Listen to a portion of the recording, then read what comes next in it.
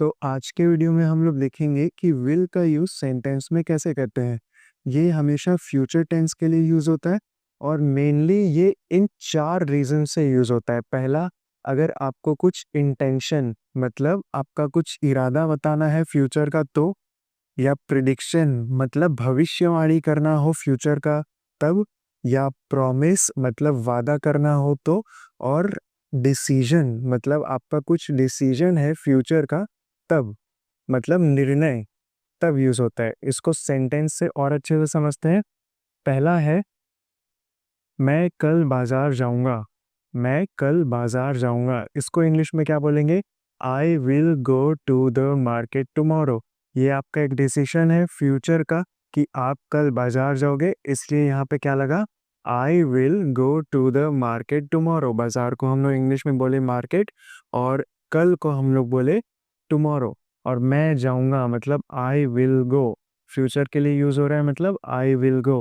वैसे ही अगला सेंटेंस लिखते हैं, वह तुम्हारे कार्य में तुम्हारी मदद करेगी। क्या? वह तुम्हारे कार्य में तुम्हारी मदद करेगी। ये एक टाइप का भविष्यवाणी हुआ, प्रिडिक्शन है कि फ्यूचर में वह तुम्हारी मदद करेगी तुम्हारे कार्य में। तो इसका इंग्लिश ट्रांसलेशन क्या होगा? She will help you.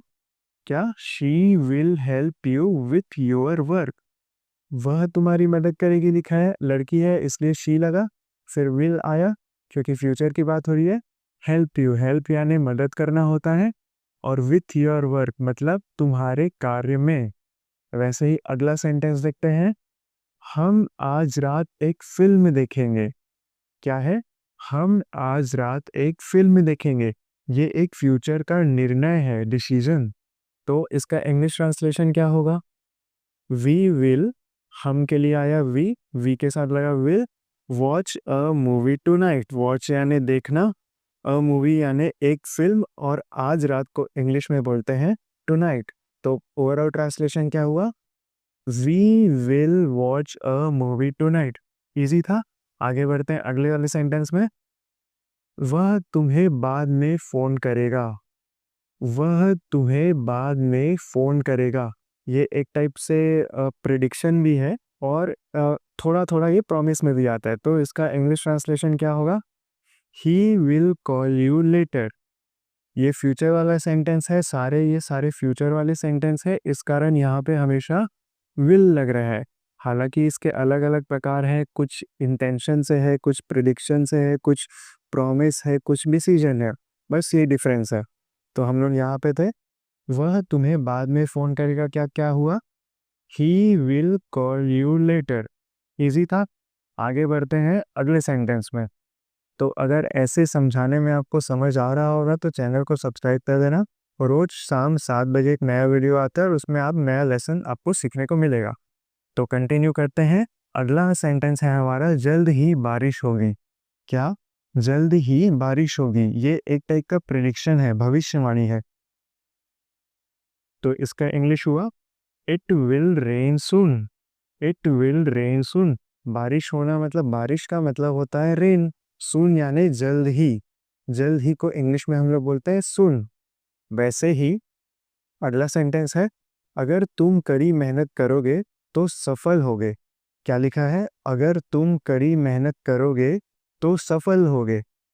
एक अच्छा सेंटेंस है, लाइफ का एक सीख भी है। इसको इंग्लिश में देखते हैं, यू विल सक्सीड। तुम सफल होगे। सफल होने को इंग्लिश में बोलते हैं succeed. You will succeed if you work hard.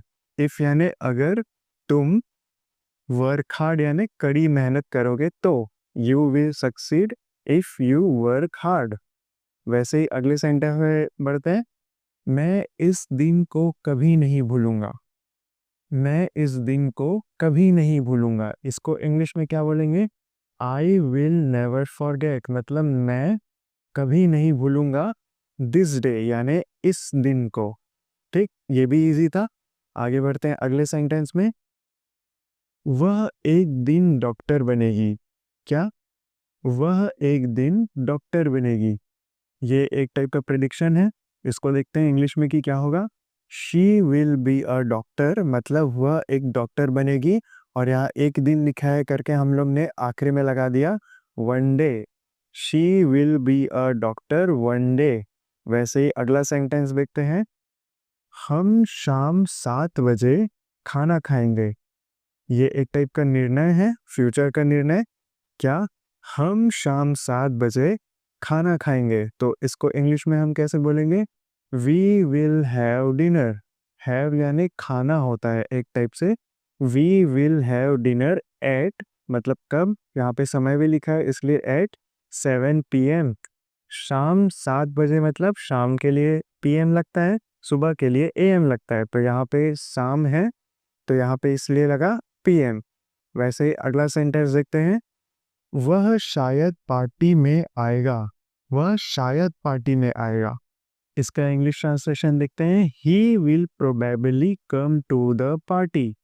He will probably come to the party. He will मतलब वह, प्रोबेबली मतलब शायद होता है। अगर आपको शायद बोलना है इंग्लिश में तो आप कैसे बोलोगे? Probably. Come to the party मतलब पार्टी में आएगा, वह शायद ही पार्टी में आएगा। ये था इसका मीनिंग। आगे बढ़ते हैं अगले सेंटेंस में। चिंता मत करो, मैं तुम्हारे लिए वहाँ रहूँगा। ये काफ़ी इजी सेंटेंस है। आपका वर्क है कि आपको इसको इंग्लिश में ट्रांसलेट करके कमेंट में लिखना है। एक छोटा सा हिंट दे देता हूँ कि चिंता मत करो यहाँ तक का इंग्लिश ट्रांसलेशन होता है डोंट वरी। बाकी ये आपको इतने प्रैक्टिस में से आ जाना चाहिए, और अगर नहीं आएगा तो मैं आपको आंसर बता भी दूंगा। तो आज के लिए इतना ही। वैल्यू मिला होगा तो चैनल को सब्सक्राइब कर देना।